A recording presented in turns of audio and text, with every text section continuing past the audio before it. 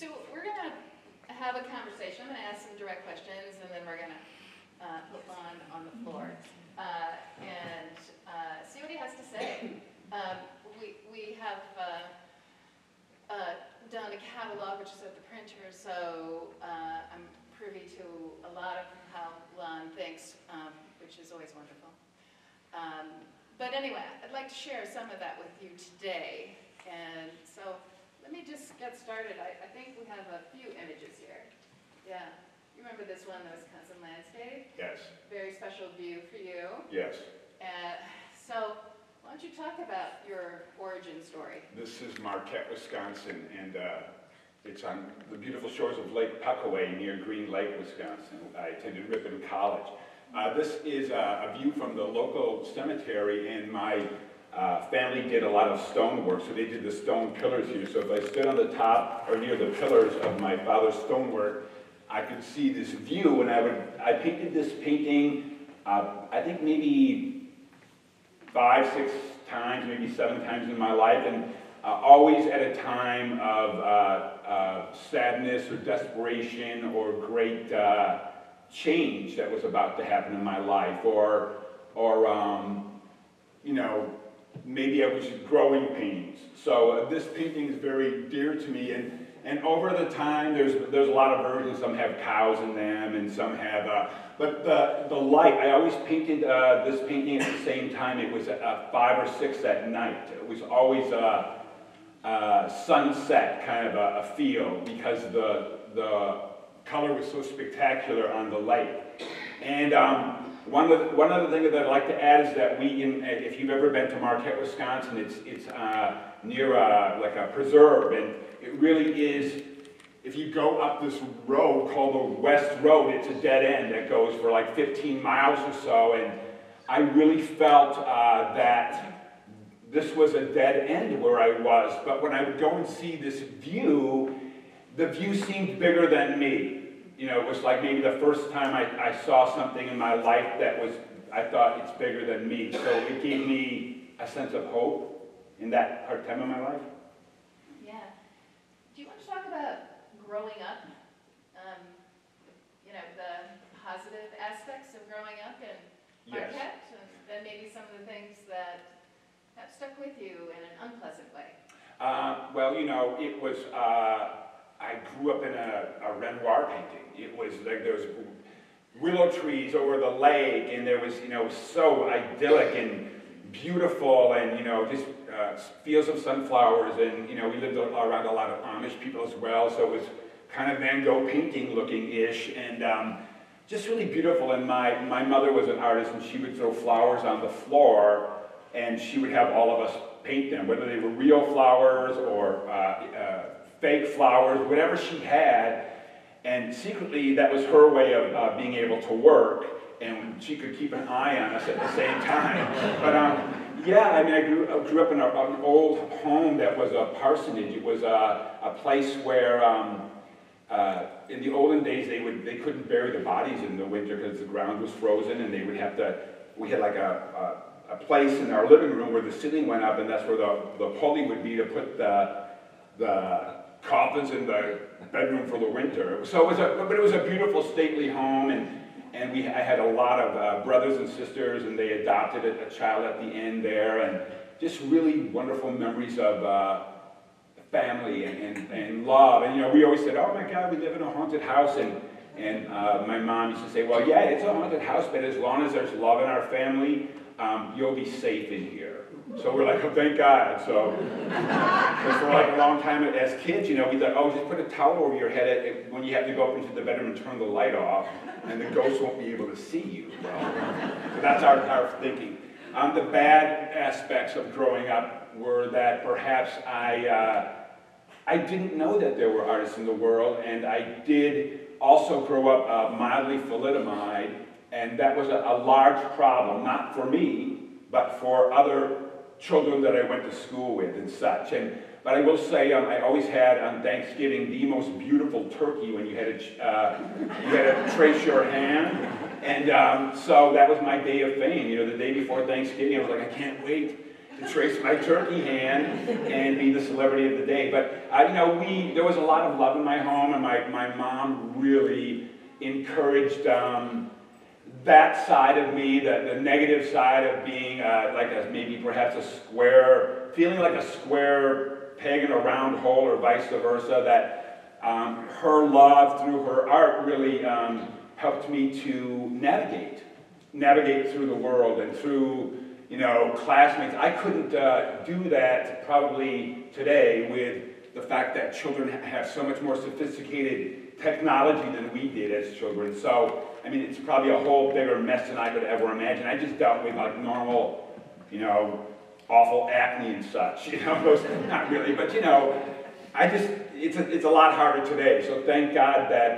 there are places like the MOA, which have programs for children, very much like myself, so that I could see that there was something else in the world. There was no outlet for me. And so I felt sometimes very isolated as a child. Yeah. And that was the negative, I guess. Yeah. What about, other school children? How... Well... What do you want to talk about that? My mother, we were brought up Catholic, and so you had to have a saint's name. So my mother chose Longinus, which she thought was Longenius, but it never really was. And we went to the Vatican and saw the statue, and actually it's really beautiful. It was the warrior who speared Christ on the cross and put him out of his misery, and he became a saint. So she had an experiment, I think, really. I was one of her experiments, and with the painting every day since I've been 7 years old. And she also dressed me a little bit like a celebrity and told me that I was, in fact, a great artist. So from the time I was a child, my mother told me that, well, you're a pretty great artist. And so I believed her, because you believe what your parents tell you. I mean, I thought that you did believe what your parents tell you, because wouldn't you? So, and also I was different, that was pointed out to me in school that I was very different. So I went with that, I guess I must be an artist. And also I did paint every day since I've been 7 years old.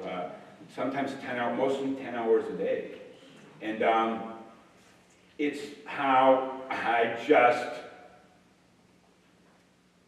survived in this world.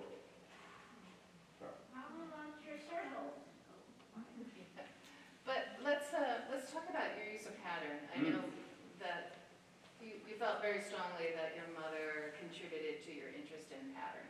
Everything in my mother's house was painted. Every single surface was painted. My husband can attest to everything from the kitchen cabinets to the ceilings, to the walls, the floors, all of the furniture. There were murals on every wall, and then there was thousands and thousands of her paintings, which are basically all floral. And so the floral patterns then also had floral patterns on them. And then also she was really the one that originally started painting her frames, because I guess when you have that many kids to feed, well, I'll just buy this frame, it fits, and I'll paint some more flowers on it, and that will work too. And so, it kind of became, in some ways, a really beautiful, kind of innocent commune of artists with my brothers and sisters who all made beautiful paintings.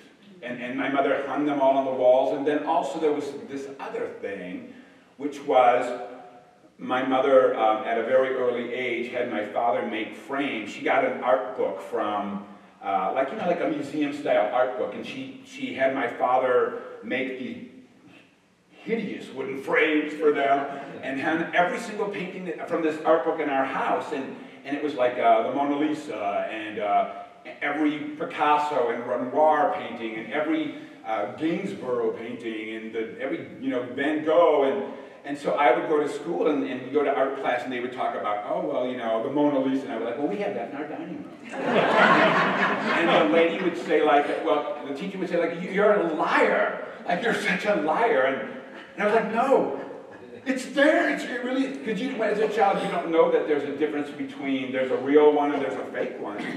But, also having all of those paintings around every day, the thing about a painting is that it becomes you, because you're happy with it, you're sad with it, you you experience that painting as you walk through your house on a daily basis, and sometimes you're in love with the world, and sometimes you're not in love with the world, but that mirror that you're seeing of love always reflects back to you, and you always feel maybe it takes you away from the pain for a little bit, or the confusion, or whatever that is. You know, a painting always will never fail you.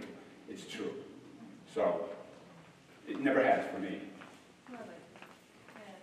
So, you had an interest in theater, and definitely in art. You ended up going to Ripon College. So what was that experience like?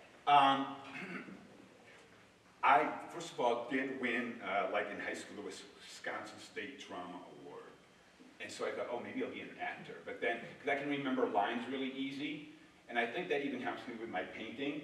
And once we were on a cruise ship, not to go off tangent, but they picked me out of the audience, and I had to like memorize a song and all these things to be the Scarecrow in the Wizard of Oz in his production number, and I like had roaring applause. But anyway, what it was like at Ripon College was, I'm from a long line of stonemasons, and they have my dad had a very, very serious work ethic, and he was an artist in his own right, so he really secretly loved what he did. But at Ripon College, first of all, I found out that my work ethic would carry me very far in this world, even in the sense of academics and those types of things. But also, I think I met other artists who either taught as artists, like there was a woman whose name was Olympia Ogilvy. She was my first professor, and she was from Argentina and Paris. Like, one of her parents was from France, and so she was the most exotic thing I had ever met in my life, and she painted like a dream, and her paintings were filled with color and life, and they were all, not tropical scenes, but a lot of foliage, and just lovely. And I saw for the first time that there were other people in the world, younger people such as myself, that were also interested in painting, and it wasn't all about like, well, I'm not milking those cows very well, or you know what I mean? It wasn't, because my language growing up in a very rural area, I was so out of place. I mean, I didn't have the lingo down. I still haven't driven a tractor yet. But if you have one, I would do it. But so you know, it was a whole. All of a sudden, I met my first professors were Evelyn and Jean Kane, and Evelyn Kane, God rest her, she went to Austria and learned the language and went to graduate school. And I thought to myself, well, that is just crazy. I saw the possibilities by going to Ripon College. And I also saw something else, and I think that was perhaps you reap what you sow in this world. And I knew that I was going to apply myself to the best of my ability in whatever it was that I was going to do, because I saw that I could make maybe a difference in my own destiny by doing that. And there was a lot of, I was ill-equipped for Ripon College because it costs a lot of money to go there. And my family was, my mother was a painter and my father was a stonemason, and I had to educate myself about a lot of things. About like what fork to use, at what occasion, and all sorts of goofy stuff. And like stuff that I never would even have imagined, you know. Not that my parents were uneducated, but that's a whole different world. So it was a very quick jump into the world. And also, I went into college weighing 450 pounds, and I left college as a model for Calvin Klein, and so all of a sudden I realized I was in the world. It made me feel like I needed to do something about the fact that I was a member of society and a part of the world, and I had to react in that way. I had to do the right next thing. They say what good orderly direction is God. So I had to give something back in the world. I had to do something with my life, and that's what Ripon taught me, that I could do something with my life. Yeah, wonderful. So when you graduated, you toyed with the idea of doing an MFA. Mm. But you took a class or two, but ultimately you decided to go to New York. So you want to talk about that experience and the decision? I went to University of Wisconsin-Oshkosh, and I was there for maybe, I don't think, not even a semester, and they were just crazy. It was just crazy, and it was just so much money, and more money that I had to pay already for my other college stuff, and I already knew how to paint, and like the people were, it just wasn't going to happen for me. And you know, I felt seriously like I had failed because it just wasn't working out. I knew more than they could teach me naturally. And so basically I called up my parents and I said, I'm gonna go now.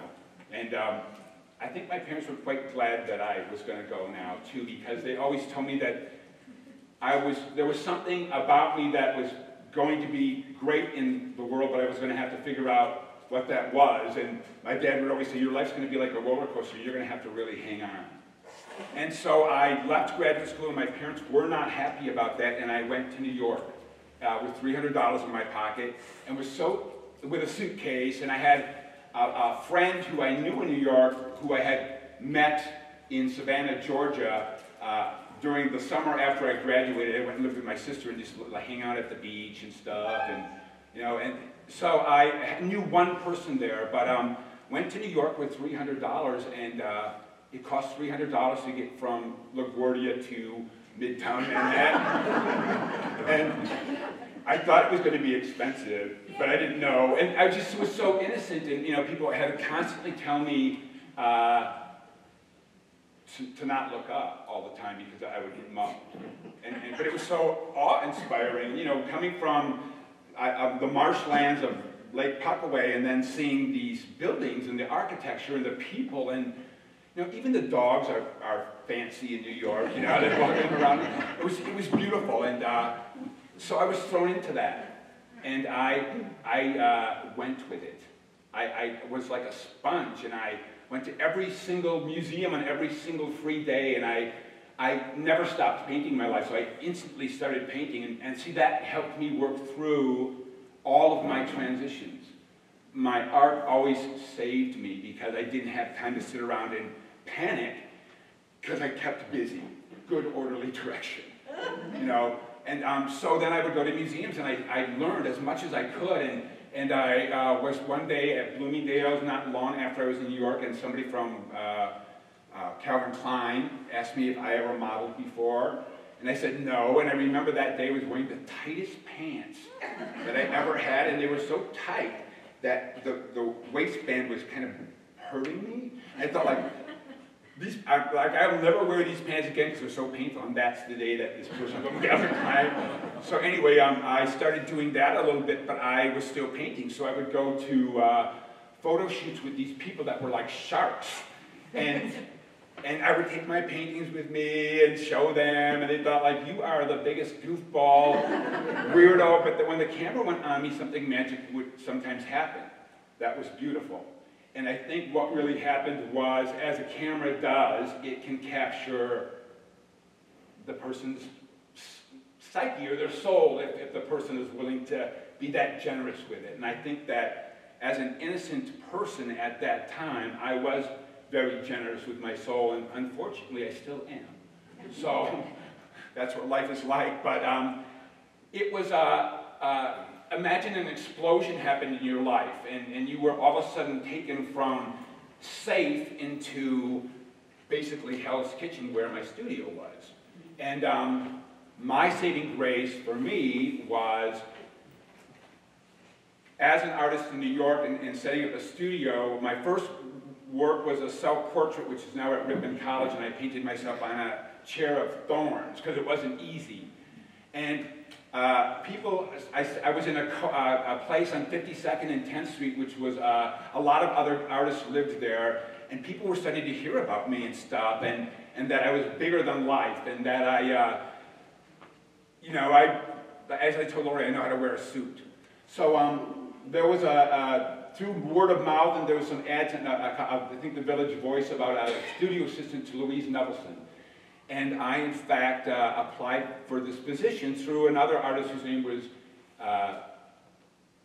Andrew Lord, who was a sculptor from England. And so I applied for this job, and after 5 months, I was all dirty and working in my studio, and I lived on 28th and 7th, and across from the Fashion Institute. And, you know, living in New York is a total struggle. Every day is like, oh my God, like, let's try to save, and we have to, you know, have the rent money and this and that. But I went to this job interview, and she lived on the corner of Spring and Mott, and it was 5 stories up and a 5-story stairwell. And at each stage of the floor was one of her sculptures.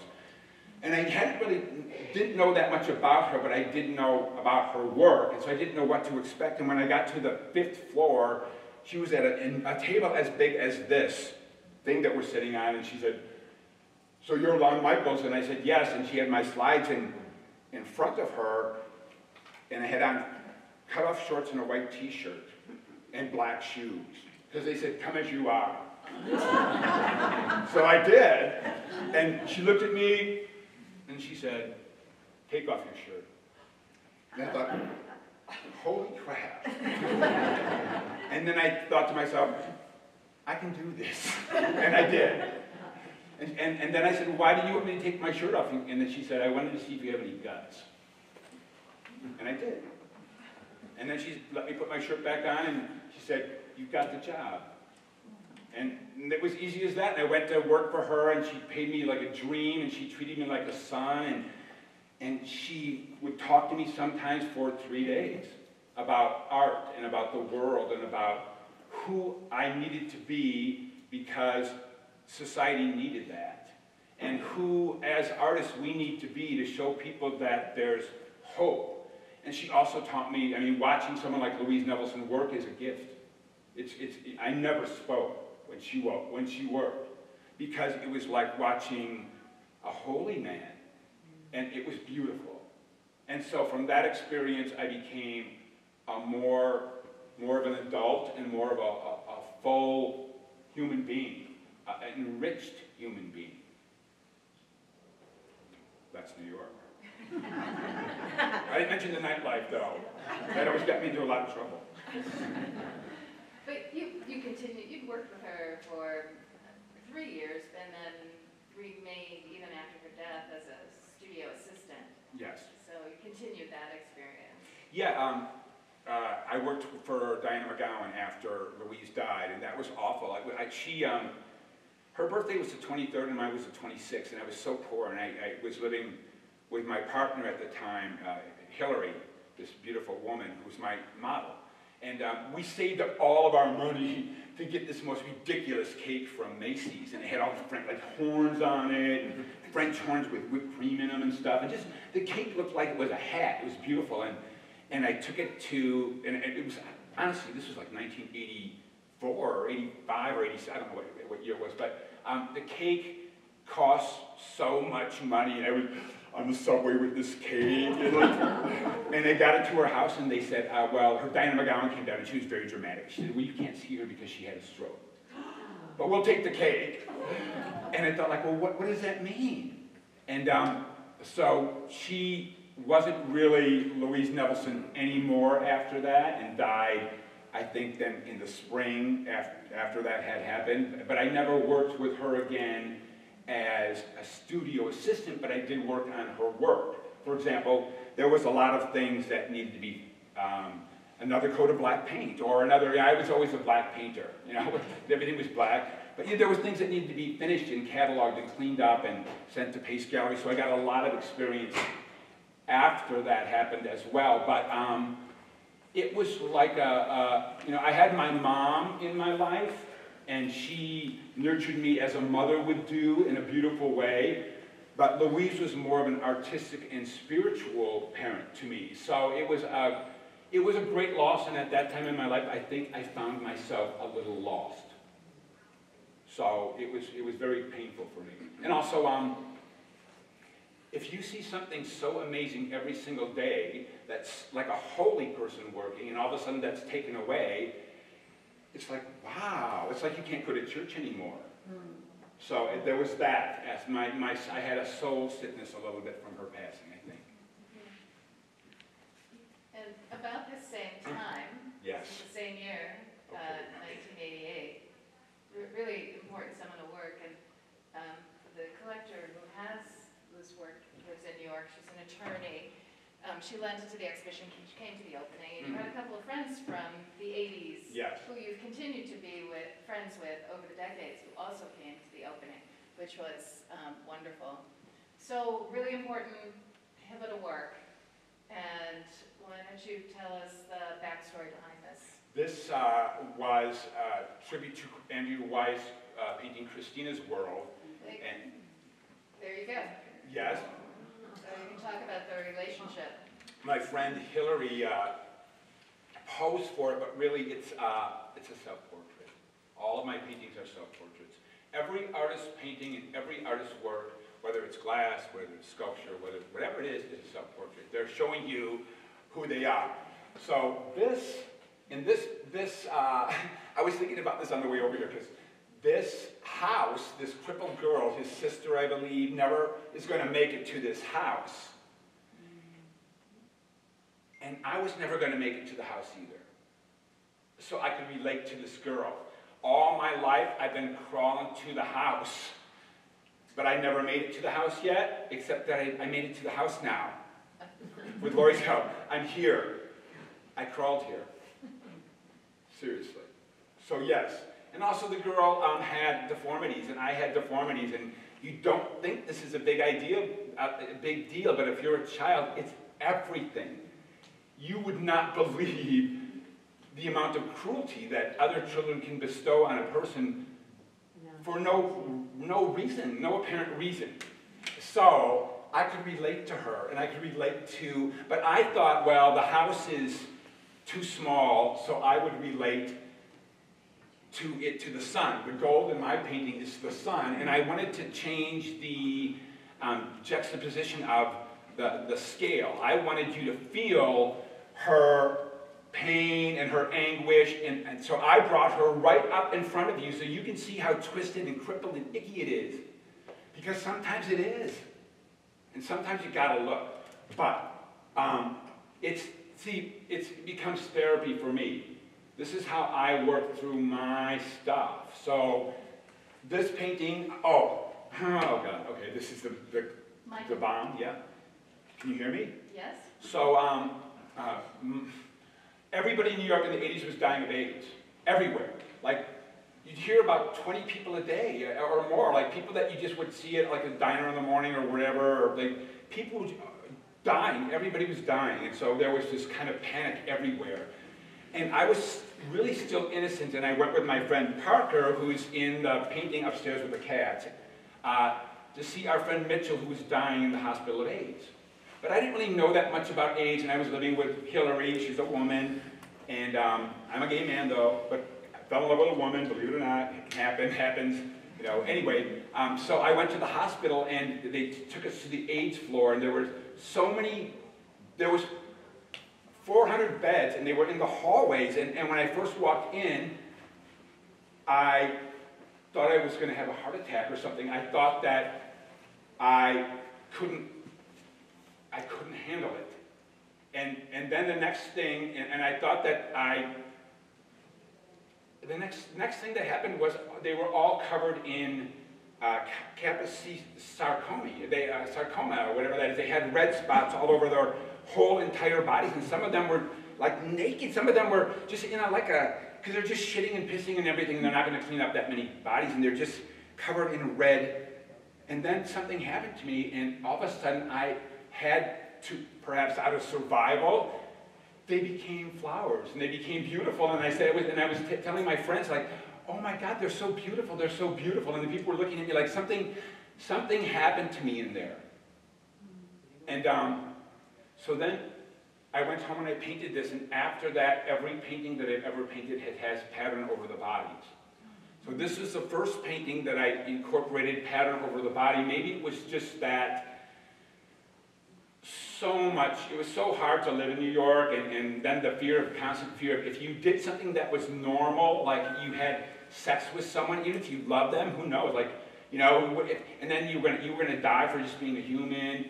And then I saw these people that were just so beautiful, and they were all dying, and it was too tragic for me. And when I went home, then I just started seeing everybody in pattern, beautiful pattern. I guess maybe I had to make it beautiful because it was so heinous. So then after that, I just started working that way and started really loving that adaptation, that there's a lot you can do with color and pattern to create movement and shadow and design. You can show someone's age. You can, by painting a pattern over their body, you can show someone's great beauty. You can show someone's intelligence. And also, it kind of also becomes a spiritual thing. Like, let's say, if you've ever seen someone, that repetition becomes spiritual. Like, if you've ever seen someone play a guitar or play a piano, and they become so into it that they become a part of their work. Sometimes the repetition of pattern is like that for me, where it becomes so innate that I become just the vessel for the work, and I get out of my own way, and I can create something beautiful because I don't have that kind of fear like, oh, I can't do this, I'm not good enough, I don't have enough money for the paints, I'm going to pay the rent, I'm too fat, you know, whatever it is, you know, all those things that we do as humans, all the stupid stuff that we think about. So this one was pivotal for me because it was a turning point. It was, wow, and it was something that I wasn't even really aware of until not that long ago. And that was an eye-opener as well. Sometimes things happen to us in our life, and we're not really aware of them until perhaps even years later. And we think, wow, that was profound. And that was perhaps something greater than myself, like that first view that saved me, that protected me. So this beauty came out of that unbeautiful stuff. Pain is the process of revelation. That's what Martin Luther King says. So sometimes we have to walk through that.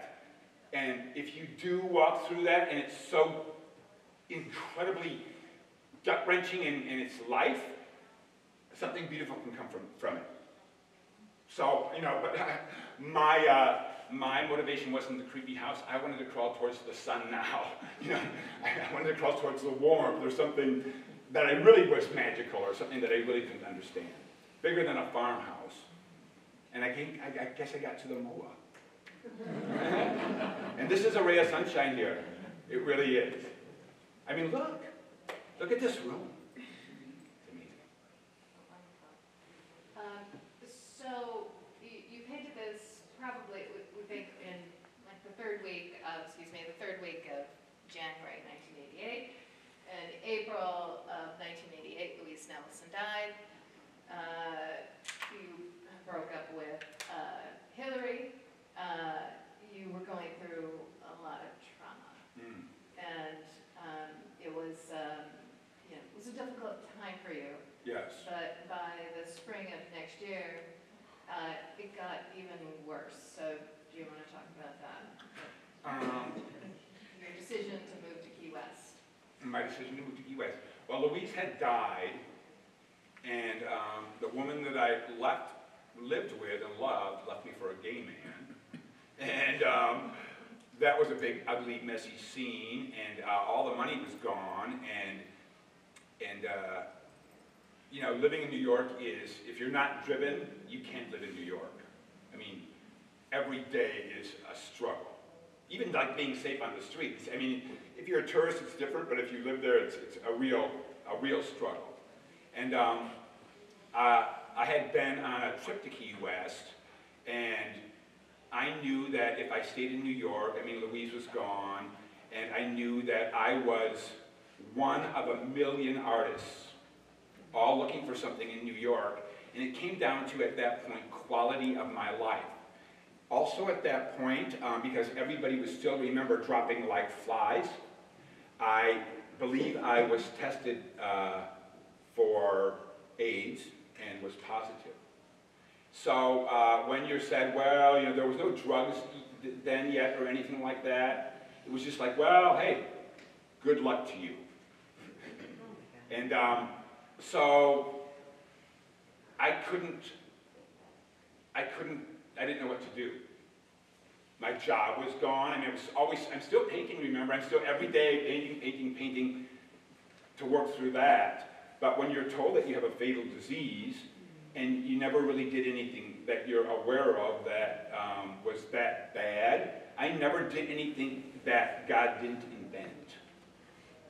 You know, I didn't ever invent any new kind of weird stuff. I never did anything like that. And also, I didn't know when I was a fat kid in high school that I would ever be attractive. I never knew. I had no sensibility about how I looked or how I didn't look. So in the sense of people even approaching me or talking to me in a bar, and as a model, like there's this big wall that goes up, and I was very isolated and very alone most of the time. My sexuality wasn't really what you thought, because when people saw me, they instantly hated me.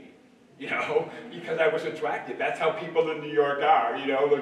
If you're attractive, it's not like you have a fan base. It's like they instantly, you know, they're jealous. So anyway, I had this news. I thought, well, you know what? I'm just going to go live a nice life now, and I'm going to go towards the sun.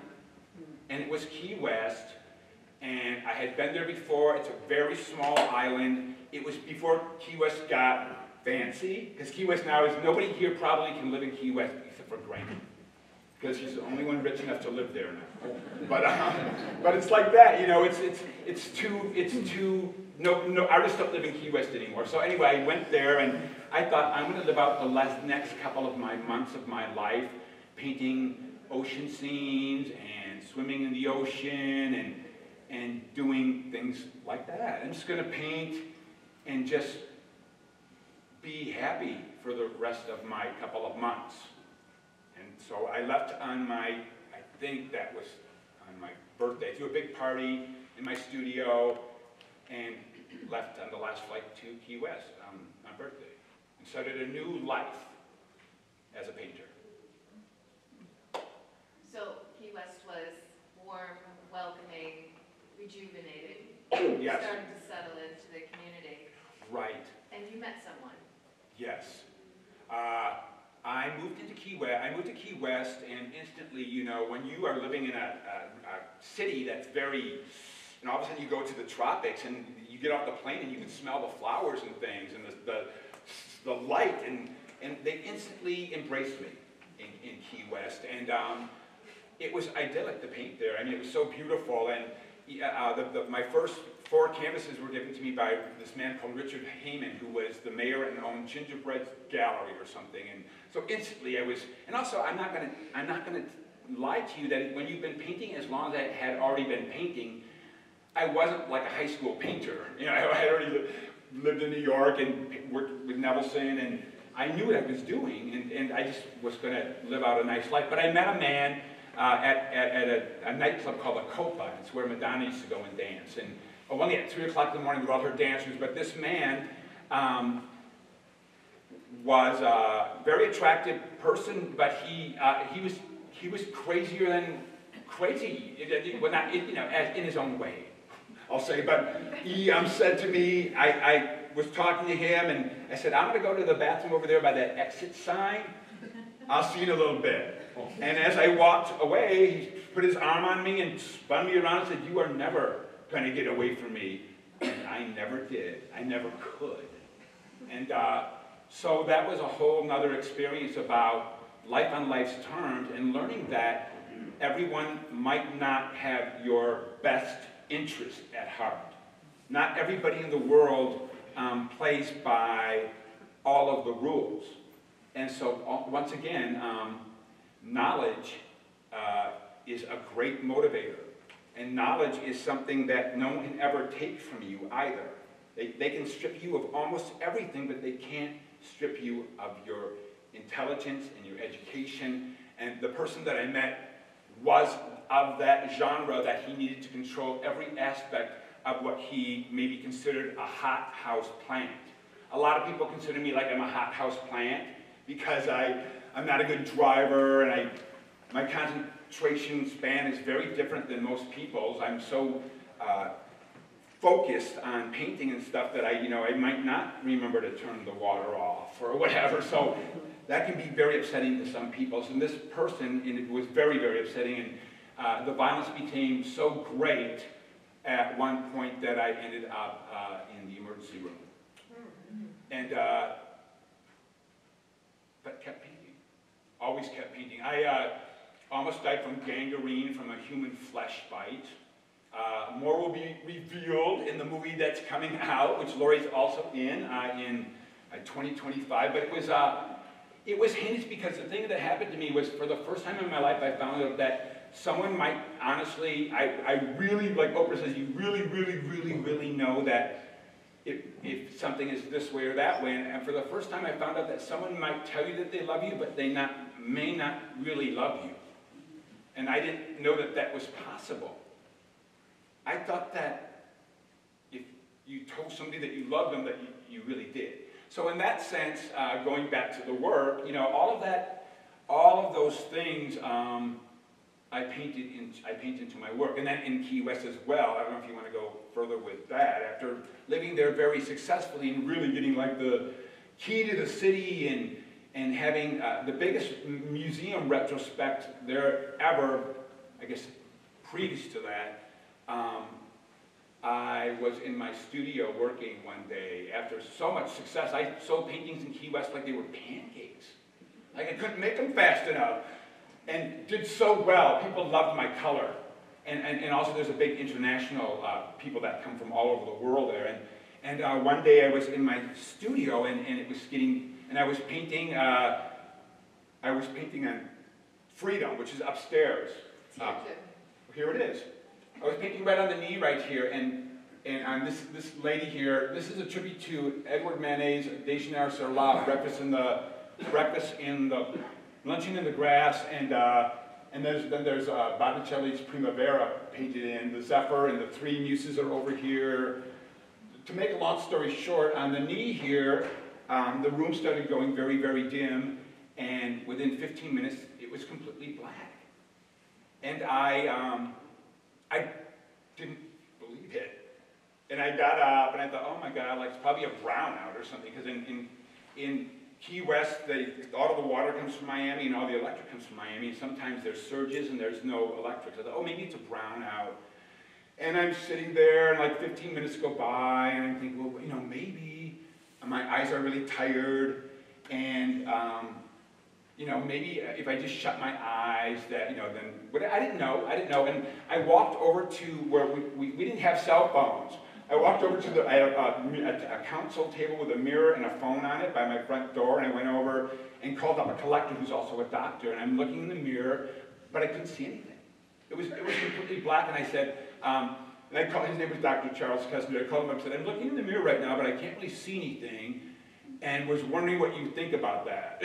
And he's like, well, what do you mean you can't see anything? And I said, well, I can't see anything. And then he said, oh my God, I bet you've had a stroke. And I said, oh, that makes sense, I've had a stroke. And then the minute that he said that, I lost my equilibrium. And I couldn't stand up because I couldn't see. And you don't realize how much your equilibrium has to do with your sight. And so I had to get down on the floor, and they took me to a local doctor first, Dr. Duville in Key West, who was wonderful, and then rushed me to Baskin Palmer Eye Institute, Miami. And I was told that I would never see again. And was diagnosed with end-stage syphilis. It was already in my spine and in my eyes, and it's irreversible. You cannot come back from end-stage syphilis. Like, your brain turns to mush, and end stages means it's irreversible. So it was in my spine and in my brain, and I was blind. And I was never really that promiscuous of a person. And it would have had to been 10 years previous or more that I was diagnosed with, that I had had this syphilis encounter, but I was never tested for it. But I was tested for AIDS, so I thought, well, I'm already dying of AIDS anyway, and now I had this. And basically, rich, wealthy collectors spent a lot of money on me, and I was at Baskin Palmer Eye Institute when it was still nice. It was really crappy now. For a long time, like 17 months. And I woke up one day, and And they did all this stuff to me, and I don't really even know what they did, but I was injected with stuff, and they had to do stuff with my eyes, and it was so painful, and but the thing is, I never, ever lost hope, and I also couldn't accept it. They said, well, you're going to have to now go to see somebody because you're not going to see again, and you have to accept this. And I said, no, I'm not going to accept this. I'm not going to do that. It's been bad enough already, and I just wasn't going to do it. And so I didn't listen to them. And I just prayed to God and kept on going, and I painted 4 paintings completely blind. 2 of them are as big as the screen, and I was like, if you're a kid and someone said, shut your eyes and make a flower shape in your head, you can make that, you can have it like a sparkler, you can do that. You don't see with your eyes, you see with your brain. And I found that to be true. Anyway, so I had this for a long, long time, and that's why it was end stages. I was not a promiscuous person or a bad person, but to make a long story short, I never gave up on painting, and one day I woke up and I knew that the room was lighter over here, and one of the nurses said, there's a window there. And after they said there was a window there, they were like, wow, like holy crap, like, and then after that I kept on just thinking and thinking that I was going to get better, and that I was not going to end up that way. And I didn't know if it was, I didn't have anything to base that on. I just had hope and prayer. And I just didn't give up. Winston Churchill says, never, ever, ever, ever, ever, ever give up. And I have not yet. So, you know, that was another big, oh, there's one thing. So when you're no longer able to look outside of yourself, you're forced to look within. And because of that experience, I, you know, eventually went back to graduate school, and they wrote a book on shamanism and put one of my paintings on the cover. Life experiences that we think are going to kill us, that we lived through, might actually save somebody else's life. Because we've already experienced the pain, and then maybe we can make it easier for them. This is all about sharing. This is all about giving. I can't like fix your car. I can't I did change a tire once, but I can't do stuff like that. So this is what I'm going to give to you so that I can give something back to this great gift. You know, I'm not going to wait around for, they say this is heaven on earth or hell on earth. Well, I've already lived hell on earth. So now I live heaven on earth, and this is what I do to give back. This is what I do to, like, pay my rent to God. I paint. This is what I can do. And some people like it, and some people, my mom always used to paint. She's like, well, some people like it, and some people don't, and it's just what I do. And I used to look at her and think, like, oh my God, you're so crazy. And now I understand that. And I say that this is all of the deities getting together: Shiva, Tara, the mother of Buddha, there's a statue of David in there, the Zephyr, the whole, this girl that painted here was so beautiful. She looked like a nose, I always thought. So the whole painting takes place on the face of Buddha. There's a big eye here, and there's a big eye here. This is Botticelli's Birth of Venus, and it's art equals, by my eye up there, and that's the Egyptian sign for God. Art equals God. Art is God. And this painting was about, you know, religion should bring people together, not pull people apart. Isn't that, make sense? So this was about all these different religions, and there's a shaman, and there's the blue deer myth, where like in Asia, a blue deer walks into your village and it has to throw itself down and die, and then like your villages in China and in Asia and in South America, and then like your village is prosperous for a year. So I did a lot of research on the particular first painting, and then I tried to do some different deities, Buddhists, and the host of the party is Shiva, and she has all those hands, because I thought she'd be serving a lot of different people. Like she's holding up the world. I'm in the eye here of the Buddha, and I'm holding a paintbrush with a cross, like a lit cross on the end of it. And the butterflies represent enlightenment. Remember, this was the first So after I went blind, this was the first painting 2 years later that I started painting this again. I could only see an inch away. I started with the red roses on her forehead and worked my way down and up and around. I had to always paint on ladders. Even when I was blind, they had to watch me paint on ladders so I wouldn't fall. When I painted these canvases that are in, if you go to Las Meninas upstairs, there's 2 canvases that have black in them. Those are the ones I did blind. I said, well, what does it look like? What does it look like? And people either started weeping or they said, it makes us want to dance. So I started working on this again. I had a different philosophy then. My philosophy was all about hope. And somebody once told me a long time ago that, you know, there's good in the world and there's evil in the world, and this is a true thing. But there's one thing that evil can never take, no matter what, and that's hope. Evil can never destroy hope, because it's in your head, it's yours, it's in your heart. Evil can never touch that. So, you know, I wanted this painting to be about all these. After my sight came back, this painting became more about spirituality. It became more about joy. It became more about sharing whatever I could, whatever I had, because I was so grateful. I mean, that experience changed my life for the better. I became a better version of myself because of that tragedy. And for that, I'll forever be grateful. All the pain I guess it's probably like, I don't know, but a woman has a baby and it must be pretty darn painful, but look, then you get to have a beautiful baby. So I guess the experience, the pain must be worth it. I mean, we're all here, so it must be worth it, right? But yeah, this was you know, I've always done tributes. I've loved to look at the master's work. Remember, going back to when I was a child, we had breakfast in the park and lunch in the grass on our wall. We had it in our house. Every day I would eat cereal, Captain Crunch to my mouth bled, looking at these paintings. Because, you know, Captain Crunch does make your mouth bleed if you ever eat too much of it and you feel sharp. But yeah, so I mean, I grew up with these things.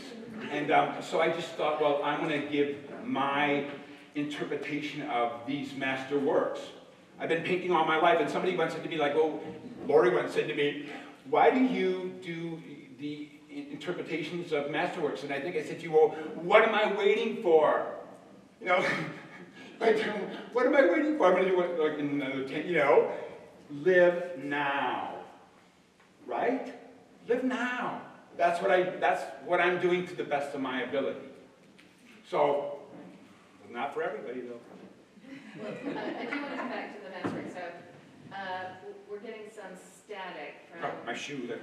No, from your microphone. So we're just gonna have to move that around the front. There you go. I think that'd be better. Yeah, sorry about that. No, that's okay. All right, so you decide to do the MFA at UW-Madison. Mm-hmm. You get through that program in rapid time. You left the abusive partner behind. Yes. So you did leave him. Yes. Eventually. So great.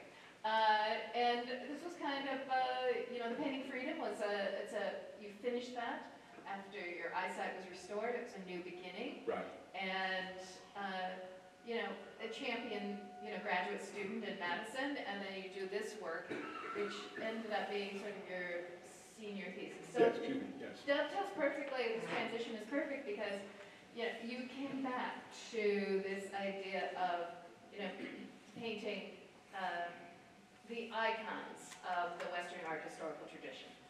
You know, looking at that canon, and Picasso was an important artist to look at for you. You felt this work in particular, Le Demoiselle d'Avignon, which is based on Picasso's great work in the Museum of Modern Art, and you thought that this needed to be different. This was a painting that you admired. You admired Picasso, but also you were certainly aware of Picasso's misogynist status. You were also aware of that this great painting by Picasso was attributed to define, in so many ways, Cubism. So it was the invention of Cubism, which, you know, many art historians who attribute to Picasso. So, why tackle with the master, There was so much about Picasso's work which was important and good, but you came back to it anyway. Well, first of all, in working with Louise, she always said, Picasso was her man.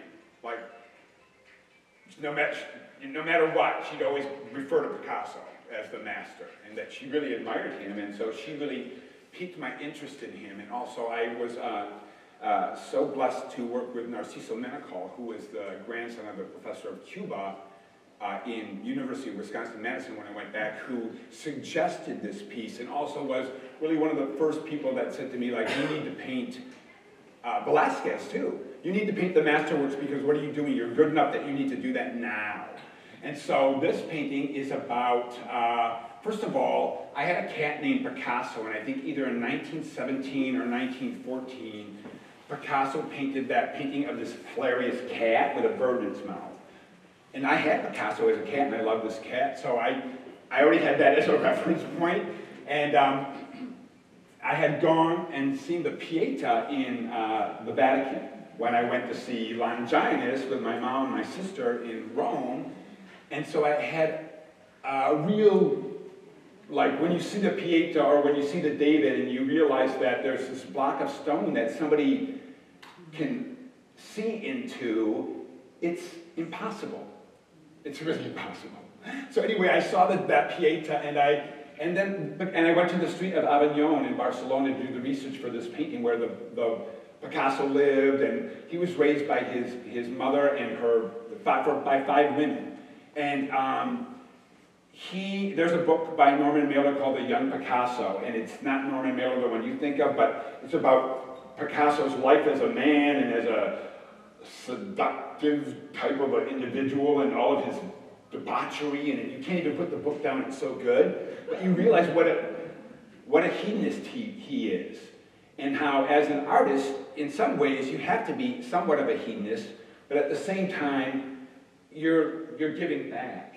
So, I mean, it takes the hours, but in the particular painting here, I have a mother and 3 sisters. Actually, 4 sisters. Mother and 4 sisters.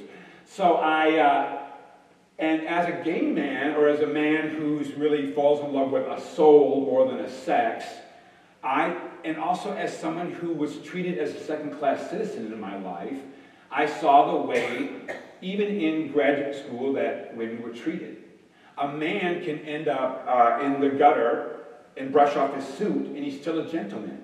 But in our society, a woman can't end up in the gutter and brush off her dress, and she's not a lady anymore. And it's such a double standard, and it's still such a double standard.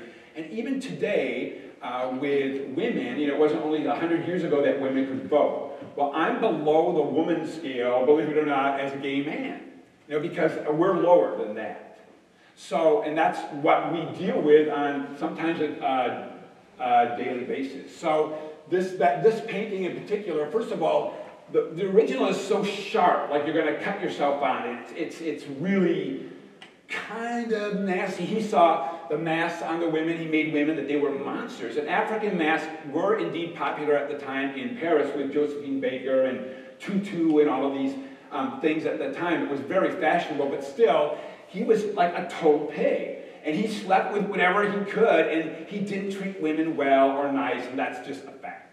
And so this mask was kind of like about subjecting women to this, like you have sex with a woman, but then they're the bad ones, they're the monsters, and you're okay.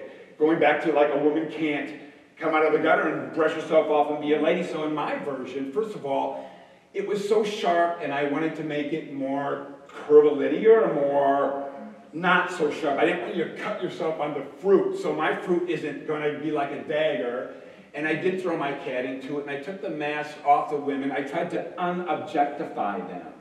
And then I said, okay, like MF, which is like a slang word for you-know-what, I said, I'm going to paint the Pietà across the lap of this, it's the damsels of Avignon, the whores of Avignon. I'm going to paint the Pietà across the lap of the second whore because how do you think you got here? And it's not a dirty or naughty thing. It's procreation. And women are not nasty for doing it, and men are okay. You know, so it's like your mom was a woman. You know, like, it's like let's have some ask for forgiveness and have some respect. And so the painting is about, you know, recreating this, but with the change on it that it's now beautiful. Women, the women are the mother of your children, and that whole thing was never meant to be a dirty, naughty thing. Sex was never meant to be a bad, dirty, naughty thing. God gave us sex, and that's how people get here. You know, we made it into a dirty, naughty thing, not God. So this is about, really, on the larger scheme of things, forgiveness. And also, you know, I have to say that the co-eds in Madison are so ridiculously beautiful that I was so honored just to see these beautiful young girls. Oh, side note. So here's the clincher. Here's the reality and the humanity that comes into this work. So I had these beautiful co-eds, and I was painting them, and I hadn't had a drink for 11 years. And I was serving them champagne and cognac together. They called it like a French 75 or something, to make them more relaxed, and they were having a blast, and oh, it was so much fun. And so then at one certain point, I started, you know, putting this bright cobalt blue paint on their skin, and then they started putting paint on my skin, and then the next thing you know, I'm taking more clothes off, and I had paint all over my body, and I'm naked, and they're naked, and there was even like an adjunct professor in there watching me paint this painting, which really was spectacular. And there was in the middle of a snowstorm, and all of a sudden I had to pee. And I forgot to tell you that after 11 years, seeing these beautiful co-eds, I also decided to have a drink myself, and that was the end of that realm of rationality. And so in the snowstorm, I went out on the balcony, and I peed over the balcony to get back in so I could quickly be back with these beautiful co-eds and get back to work. Well, there was a McDonald's on Park Street at that point, and I was in the parking lot where all the municipal police officers for the campus parked their car, and I peed on the windshield of a campus security car or police car as him and his partner were eating their hamburgers. So I walked back in, blew, and then bam, bam, bam on the door, and there they are with their hamburgers. And nobody even put their hamburgers down. And so, needless to say, that was my last drink again for a long time, but going back to this painting, they told me that, first of all, I think they were quite pleased to see this painting because it's a beautiful piece. And I painted it very, very rapidly, which I don't usually do.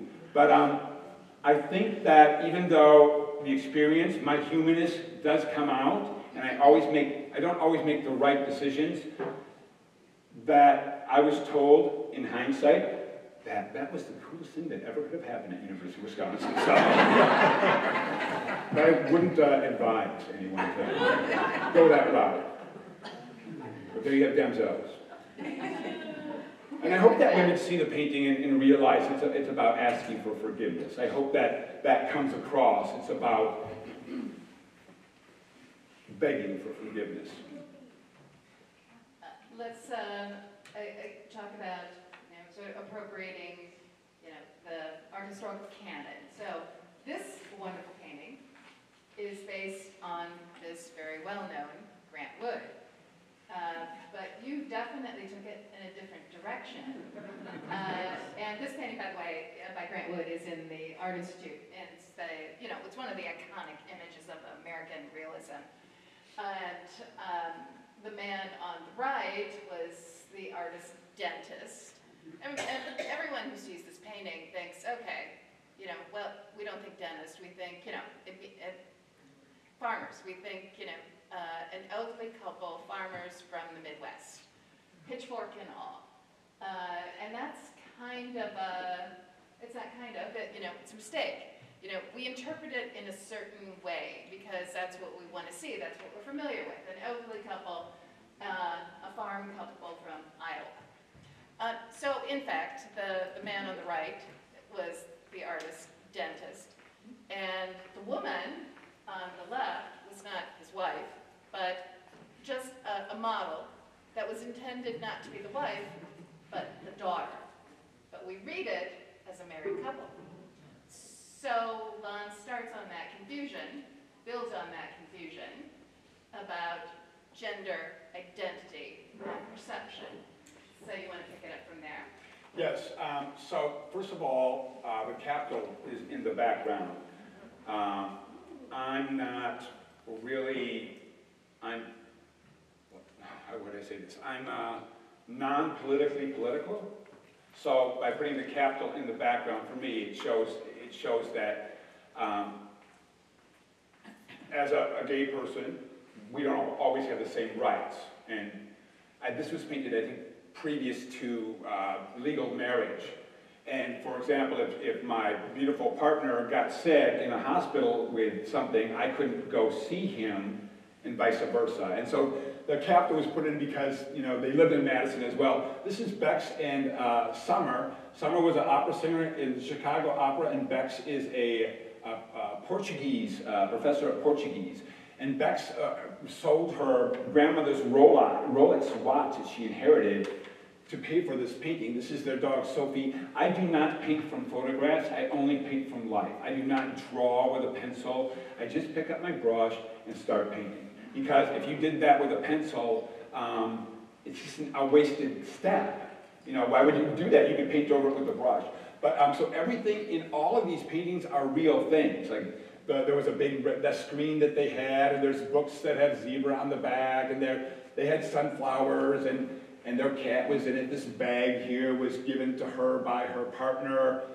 And I put I made it into like a cornucopia. Once again, going back to patterns can suggest things. So the fruit on this bag suggests plenty. It suggests that there's bounty in the bag. So this was in their house, and this young lady on the right was a foreign exchange student in Guatemala. So you have a Guatemalan pattern behind her. And actually even went to Guatemala after I painted it because the patterns were so beautiful and incredible there. But they were a couple, and they had specialty chickens that she raised, and also that this is their dog, Sophie. I wanted to point out that it's a strong painting. It's a strong painting in the sense of the women are proudly and boldly bearing their soul. You know, they are not ashamed of who they are, and their strength was inspiring. My friend Lee Culver, I think, and maybe it was you or Lee Culver at a meeting once, said every great decision in the world was made around a kitchen table by 2 women, or 3 women.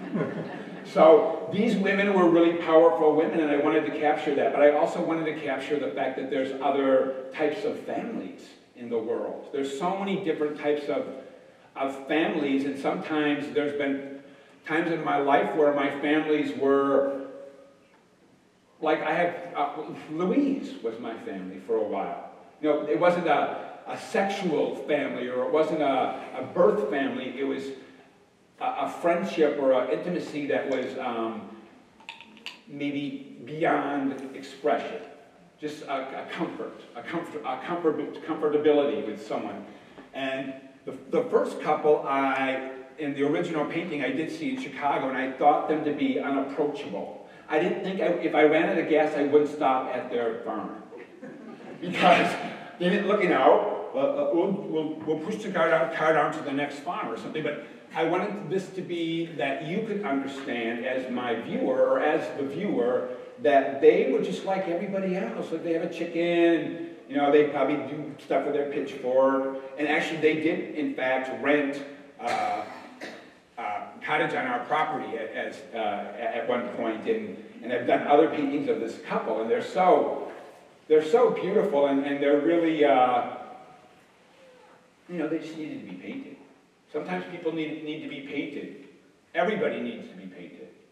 Because it's a way of saying, like, yes, I am acknowledging that I'm here, I'm believing in someone else, and I'm letting them hold up a mirror so that I can see how I look through the eyes of someone who is going to show me with love what they see. So, it all goes back to empowerment. I always suffered with or dealt with not feeling empowered or feeling less than. And so I like strong individuals. There was a little girl in the gallery a couple of weeks ago, 4 years old, and she sketched every single one of my paintings. And she was beautiful, like a little angel or something. And she walked up to me, and really beautiful, like little curls and long blonde hair. And I thought, and she walked up to me and she said, I love a confident artist. And I thought, wow. So, I want to show you that in the middle of everything that happens in the world, I've always been able to go back to art. And even if it wasn't my art, I could go to look at someone else's work and realize that there are self-minded people that know that people do mistake kindness for stupidity, and also that believe in something greater than themselves and speak another language with their heart. And anyone that's here today knows the language I'm referring to, because all you have to do is look at whatever someone is trying to say or show you, and it's a lot better than anger and remorse and bitterness, and it's just a different outlet. So this is about, oh my gosh. Well, okay, so we're going long here, Okay. but why don't we just do 2 more? I picked this one because, why blue? So colors everywhere in nature, but people don't always accept it. Like if you go look at like a patch of zinnias or something, you see this most spectacular color. And people come in different shades of color too. They really do. Like there was a movie in the 60s, like some Future World or Future Shock, where they had people that were blue and green or whatever. I think that was the movie years ago. But my pattern, first of all, this is David and Vera Ryder and Gleason. And you are looking at Miller Coors International. He's retired now, but he ran Miller Coors for years and years. And they are from Belgium. He's English, and he lived in South Africa. Like a man's man, this guy is. He's done so much with his life. He has 25 beer patents. If you drink beer, you've drank his beer, I'm sure, his beer patent. But why the color? The color because, first of all, they were free enough, and their love was strong enough, and they knew enough about art to let me have free range. They said, we just want you to do what you want to do, and let's see what happens. And so Vera loved Lily of the Valley, and I thought about it a long time, like, do I put a large pattern of Lily of the Valley on her? But the fact of the matter is, Lily of the Valley, some of the magic aspect of it, it's size. And it smells like heaven, but it's tiny, like a little bell. It's the most exquisite, tiny little thing. Fabergé and other jewelers have incorporated versions of the Lily of the Valley into their work. So I said, I'm going to keep it, more traditional. I'm going to keep it as exotic and beautiful as this woman is. I don't think that I need to show her in beiges or, pink is for girls and blue is for boys. That's what we're green goes either way. You always buy something, a green sweater, if they don't, for the kid. But and on his pattern, there is the hops and the barley on his suit. And she wore the most exquisite dress. But so what I'm trying to create through color and pattern was a feel of delicacy with this woman. This woman is beautiful. And when this woman gets all ready to go at the gala, she is so stunning. People have lights within them. And everyone does. And the thing is that we want people to not hide their light underneath a bushel. And I didn't want this woman to be drowned by her magnificent husband. I didn't want her, because, I know that my mother was the wind beneath my father's wings.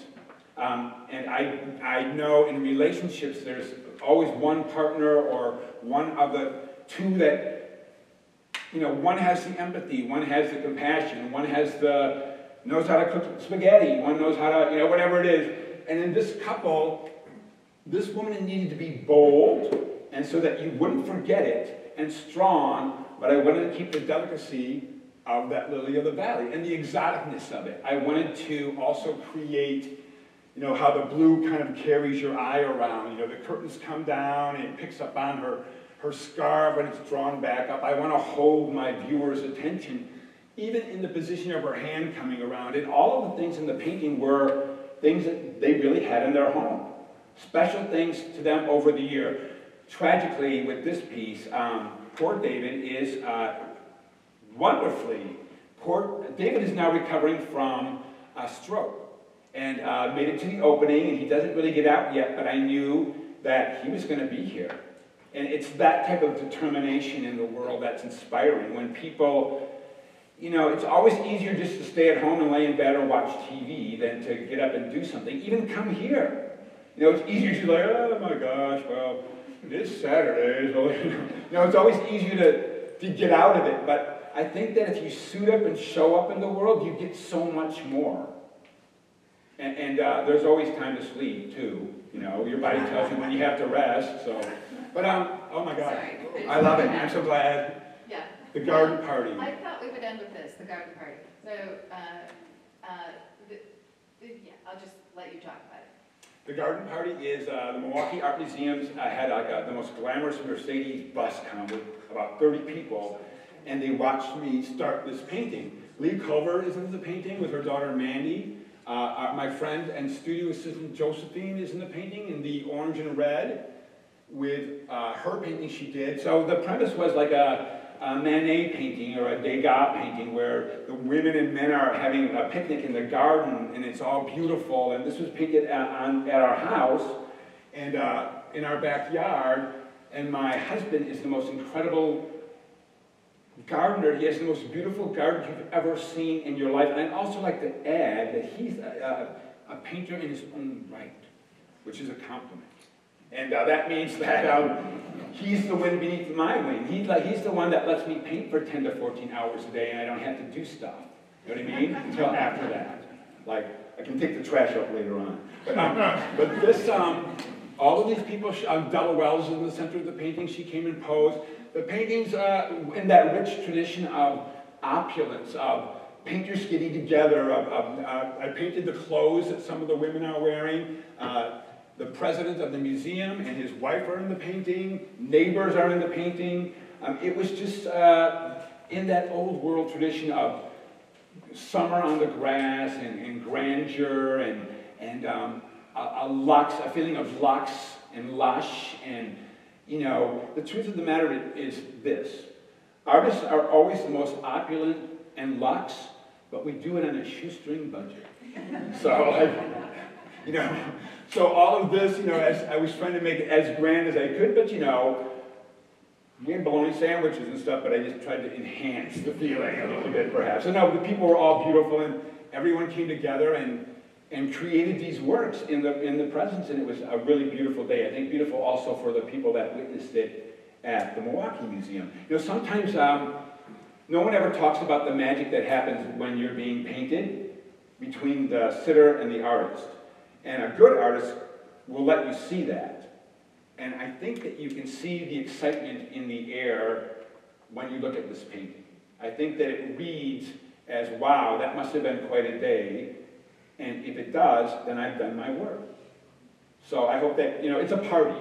Also, I was always very, very just enamored with Mark Mulhern's get-togethers. They're so lavish and glamorous and just so elegant, and the dresses and the beauty and the lights he had. I was inspired by him quite a bit with this piece as well, because you know, just his luxe and his sense of elegance, you know. Yeah.